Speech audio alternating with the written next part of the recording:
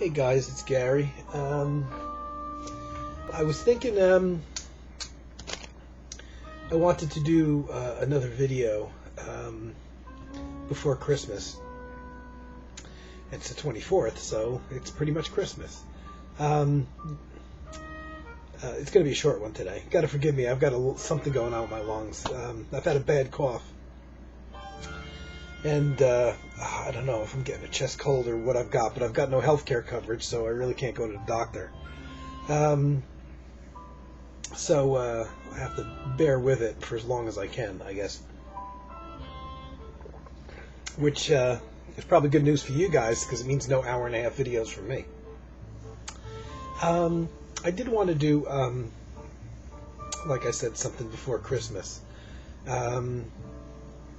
It's primarily because, there might be, not a lot, but there might be a few people out there, kind of single like me, and just in case they are not going over to families until, to see family until Christmas Day, actually. If they're home on their own, Christmas Eve, or, whatever the scenario may be, or even Christmas night, whatever. I thought I'd do a video. Just for just for those folks, kind of more like it maybe in my situation. And I was going to pull out some old. When I was let me see, going way back. Back when I was 17, 18, 19, 20, somewhere in there. I was trying to keep the Christmas spirit alive every time of year, because when you're a kid, you've got that excitement because you're getting presents, Of course, as you get older, more into adulthood, you lose a little bit of that. And I actively tried to keep it going and get excited about Christmas, even though it wasn't, so it was hard to get excited because it wasn't so much from the, I'm getting presents point of view, as it was getting excited about actually giving presents to, like, other family members and things like that. And to that end, being a music fanatic, is probably everyone that watches this would be also. I bought, which I still have them, but I didn't pull them to show them. I actually bought a bunch of Christmas albums back when I was 17 or 18, maybe 19. And they were more like things to get me in the mood, but they were things I could play around my parents, but specifically my mom, who was, really into the season.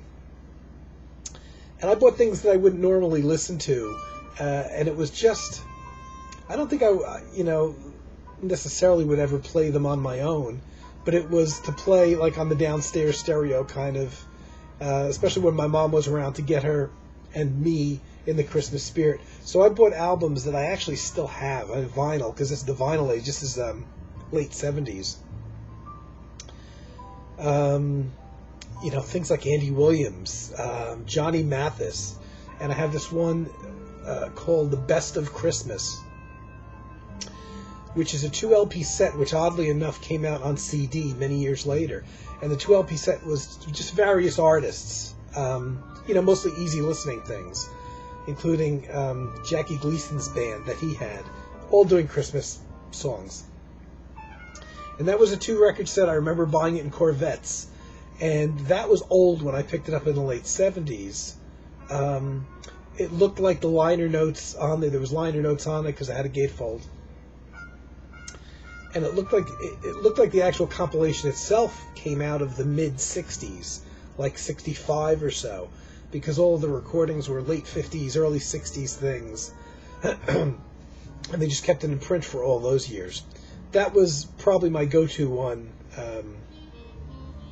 I didn't have a huge amount of Christmas things. I did have things that appealed more to me, jazz Christmas, which would be all instrumental stuff. But specifically, I did have a bunch of things like that Best of Christmas. And the Best of Christmas I actually saw come out on CD, and I think I bought a copy and gave it to my sister. Not that she would ever listen to it. But came out on CD early in the CD era, so it was probably late 80s or so. And I remember going on Amazon a few years ago, and I forgot to check. It had been out of print for years, but copies were floating around. And one of the few reviews of the album was from somebody that was my age or older, that had heard the album, the vinyl album, like I had, played around the house probably in the late 60s when they were kids, and had been searching for the CD copy of it for years. So, interesting things to see. A fairly obscure compilation that went out of print, probably in the late 80s. I know exactly where those vinyls are, but I decided not to pull them because, once my mom died in the early 80s, when I was in my mid-20s, couldn't play those records. I haven't played those records since, and I can't. Just seeing them kind of gets me morose, But I didn't toss them for some reason. Don't know why. But I couldn't and haven't played those records since then, So that's quite a long time now. I don't know why I kept them, except for the fact that I would feel bad if I threw them out, but I certainly couldn't listen to them. Whatever. I remember back in autumn, I started doing a series, a seasonal series of albums that I always play at a specific season. And interestingly, for me, it's not that I pull these albums out, say, when summer or autumn comes, whatever, to get me in the mood, but rather every year, just like a cycle, I always desire to hear these specific albums by these specific artists, and it's always at the same time of that year. And generally, it's not like I've never listened to them in other seasons. I probably did when I first got them, but the repeated listenings, because these are all albums, that have been, with me now since, I want to say, at least the early 80s and back. And I probably in recent years have not played them outside of the season that, for whatever reason, I've got an association with. And I do have, and we're about to, I forget what the first day of winter is. I think, was it yesterday? Today? Probably yesterday. I will do one for winter. But I wanted to do one, and I've only got 2 albums to show, believe it or not, today. I wanted to do one that's Christmas, not specifically winter-oriented for me. And it's 2 albums that probably most, a lot of people would have, because there's nothing obscure here. And they both are albums that I saw that looked interesting to me, and I put on my Christmas list for my folks to pick up and give me for Christmas, kind of thing. Because they didn't know they knew nothing about the artists and music I listened to. So I would make out this list and go to the record store and pick things up. And even though this involves a lot of albums over the years, there's only a couple that really specifically stuck with me as being Christmas associated. Maybe the others are winter associated. Maybe the others, of course, I've got a lot of albums that I don't associate with the season either. But for some reason, I have a few albums that I have. One of them is actually an Ornette Coleman one, but I didn't pull it, and I know exactly where it is. Because maybe that was a little bit of a lesser Christmas association for me. But the 2 I'm about to show have a couple things in common. So I'll start showing them. This, everybody probably has, and I've got these all on CD as well. Mark Isham's Vapor Drawings. I did not know anything about Mark Isham at the time, because this is his first solo album. So he had been in Group 87, which I didn't hear until many years later. But at this point, this came out in 83, and it's probably it's probably 1983 is probably the year that I asked for it, because it was a new release, I recall. Could have been 84, but I don't think so. It's probably 83. And I was already into ECM at that point. But I don't think I had. I'm pretty sure yet I hadn't acquired the Art Landy albums that Isham played on, and the duet album with Art Landy that Mark Isham did, came a few years later. But I knew Windham Hill as a new label at the time, which is the label this is on. And this looked like an interesting album, and had one of the things I love. It's primarily 90% Mark Isham on his own, and I'm a sucker for solo albums. And there's electronic and acoustic drums played on here as the only other guest. And how come I can't find that credit on here? Oh, Peter Van Hook plays snare drum and electronic percussion. Pretty plain to tell that, where he's playing on the album, which definitely is not on every track. There's a lot of tracks without any percussion at all. And even so, Isham himself plays some electronic percussion. This is a fantastic album, and it's one of many Mark Isham albums that I bought over the years. It was my first Mark Isham album. Oddly enough, it was, and this has happened to me with a bunch of artists that I've gotten into over the years, even stretching back to rock music, where I would buy an album by an artist that I loved, and I would buy pretty much their entire catalog, and yet that first album that I got of theirs always remained my favorite. I always thought it was their best work. This is one of them. This has remained my favorite Mark Isham album, even though there's a couple others that are way up there. And if you look in that corner, you see that CD tower right there, that my finger is kind of trying to point to. Those are all Mark Isham CDs in there. So you can see I've got a bunch of them. Most of them are actually movie soundtracks. And there's a couple others that are fantastic albums. The next one that followed this, Film Music, which is a compilation of 3 different music soundtracks that Isham did. Really good. And that's certainly up there for me. And there's a soundtrack to a movie called The Beast, which he did, which is fantastic as well.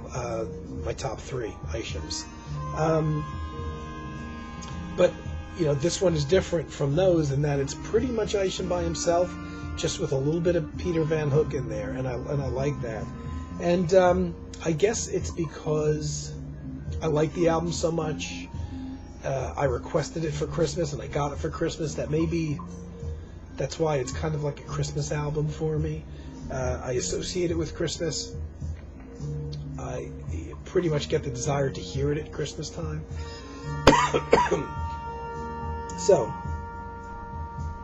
that's that. It's a great album, and probably most people that watch my video probably know it. The other one, this goes back to Christmas, I think, 79, because that's when the album came out, and it was a new release at the time, is my very first of many. I've probably got Miles Davis. I've probably got over 100 Miles Davis albums and CDs, maybe even many more than 100. I've got stacks and stacks of them all over the place. In 1979, Columbia Records put out this compilation of previously unreleased material called Circle in the Round, which I also have bought another 2 or 3 times over. Two record set. Miles had retired at the time. In the mid-70s, he stopped playing and performing and recording, and came out about 80 or 81 out of retirement. Here's the gatefold.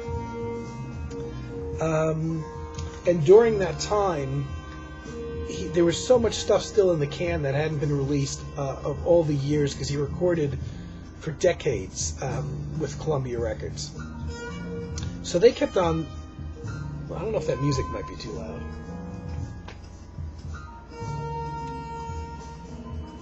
Anyway, Columbia Records kept putting out Miles albums, and not compilations, but rather previously unreleased material, or you could say compilations of previously unreleased material, all through the years that he was retired, because he had recorded so much stuff that was just sitting in the vaults.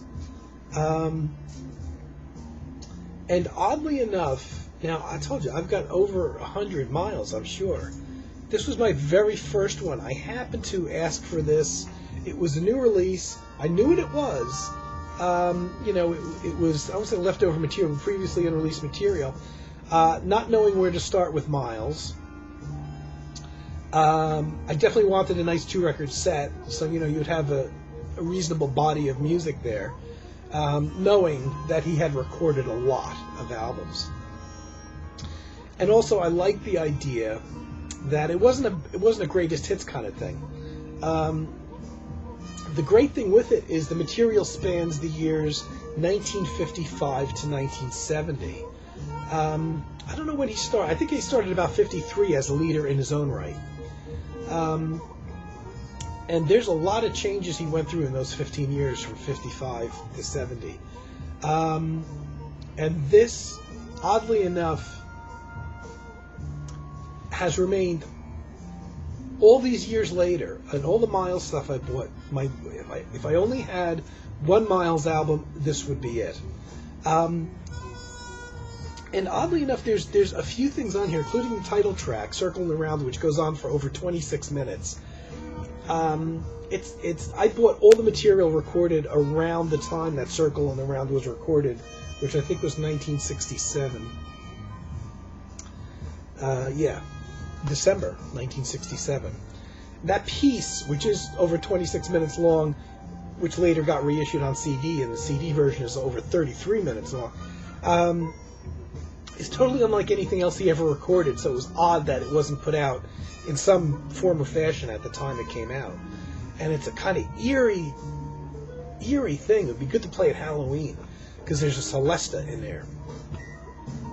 And there's even some Tubular Bells way in the background being played.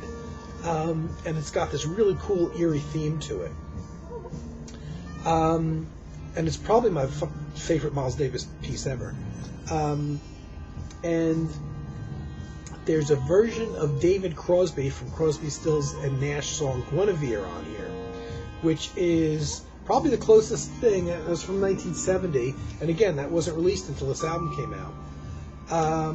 And this version of Guinevere, which I've heard, I didn't hear Guinevere, the song by David Crosby, until years after hearing the version on here, but you really can't recognize it. It's the closest thing probably to like a new age thing that Miles ever did, because there's a guitar on it, and it's a slow, it's a slow groove, kind of like hazy and foggy and spacey. And again, it's really not like anything else Miles ever recorded. And it's also got a song on here called Sanctuary, which was also recorded, I think, around Sanctuary from '68. It's an alternate version of a song that appeared on Bitches Brew, the very famous fusion album, Bitches Brew. But Bitches Brew was all really percussioned up, very, very groove, funk, rhythm oriented. And actually the version of Sanctuary on that album I'm not crazy about after hearing this one. This one actually is a different version without the groove. So it's a pretty quiet piece, really beautiful. And it's like nothing else Miles recorded. And the first side of the album, which is about 20 minutes, has 3 tunes, recorded around 55. This would be 55 through 58. No, through 61. One track from 55, 58, 61. Now, all those years are pure acoustic mainstream jazz. And to me, that took me the longest to get into. But damn it, if those aren't 3 of my favorite acoustic Miles pieces ever. Before he started slowly bringing in electric instruments into the band. The only thing that's a little short on this is the fact that Miles recorded a lot. It's only got one side of the pure acoustic stuff, those 3 songs. But they're fantastic. There's a version of Two Bass Hit on there, which probably people into jazz would have known, and Love for Sale. 2 standards that got recorded a lot. And then there's Blues Number 2, which is a fantastic piece. And I think Coltrane plays on there. And Red Garland is probably, the first real steady personnel group that Miles had was his quintet with John Coltrane on sax, and Red Garland on piano, Paul Chambers on bass, Philly Joe Jones on drums. They're only represented really by one track here. And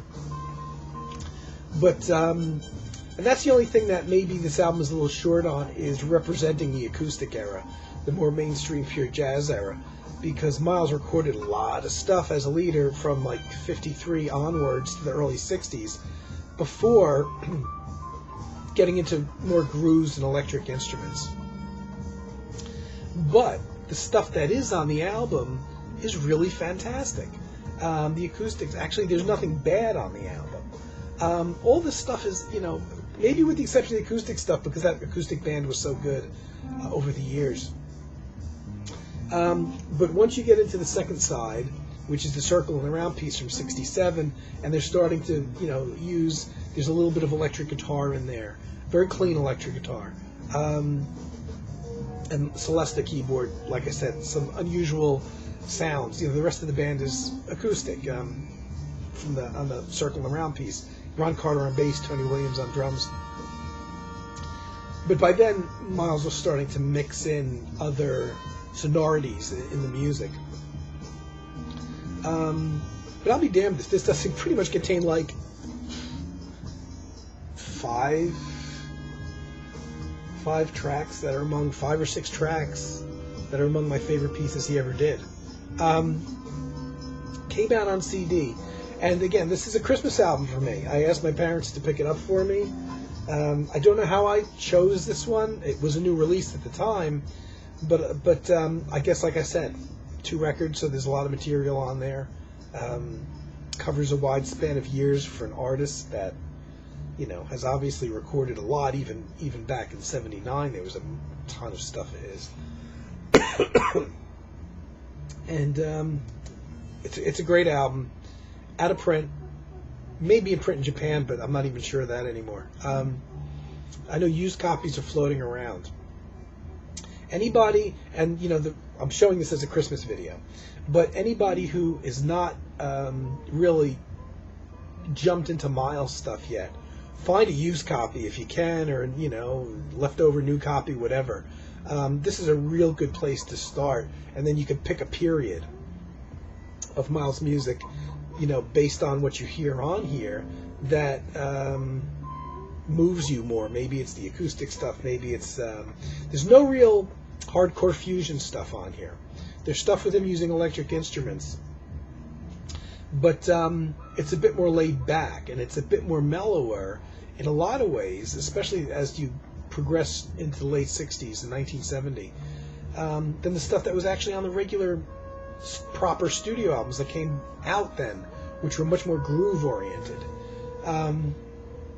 This is fantastic stuff, and all this material now, there's 1, 2, 3, 4, 5, 6, 7, 8, 9, 11 tracks on here, on 2 albums. They allowed this album to go out of print because when they started doing reissues, and I mean big fat box set reissues, not just single album reissues, of Miles stuff, they tacked on these formerly unreleased tracks onto this new recent CD remasters of the albums that contained the sessions that they were originally from. So, for instance, the track from 1958, which had Coltrane on it, came from whatever album Miles had out, in '58, which is several albums actually. There's a really good track on here called Blues Number 2 from 1961, that was done in the same sessions as Someday My Prince Will Come, which is a Miles album from '61, but they didn't include it on there. There's actually a lot of jamming on there, and it's not a fully completed track. I think there might be a couple mistakes, a couple notes wrong, or something like that. And it wasn't intended on being included in the album, the original album. But now, if you go buy the Someday My Prince Will Come album, this track is tagged on now as an extra. As a result of that, and they did that to all the subsequent albums.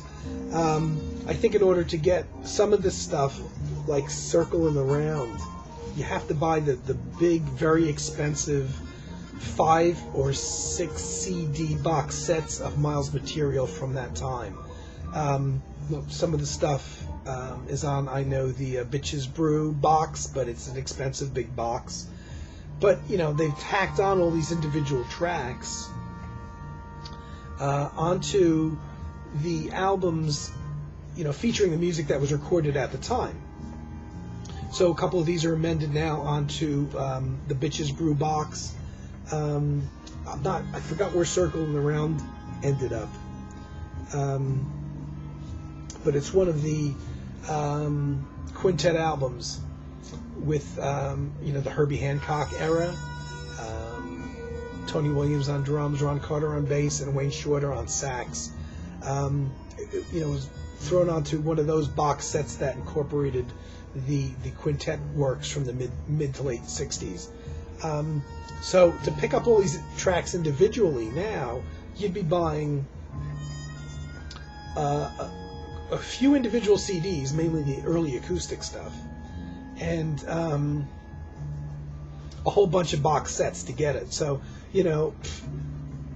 if you could find a copy of this, you could actually get all those, get all those tracks together. It's a great sampler, great career spanning thing.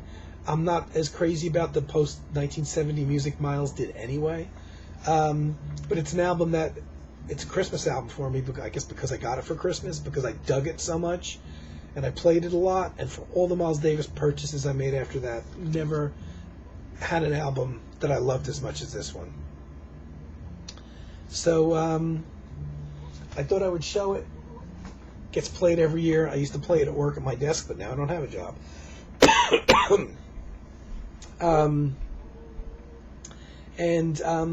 I'm sure other folks have that seasonal, things. We've talked about this before. So this is not really my winter one. This is my kind of Christmas one. And I just thought I would do it for any folks that are interested. So that's kind of like a random thing. It's not really so much theme built around an artist. Okay. I've got this horrible cough. And guys, I hope you have a great Christmas. I'll be back soon. I hope there's some enjoyment for you in this video. And I'll find something to do. I have a few ideas. Didn't mean to go this long again. But I'll be back soon. Looking forward to your videos, especially folks that haven't done, one in a while. And hope everybody has a great Christmas this year. And I'll see you soon. Take care.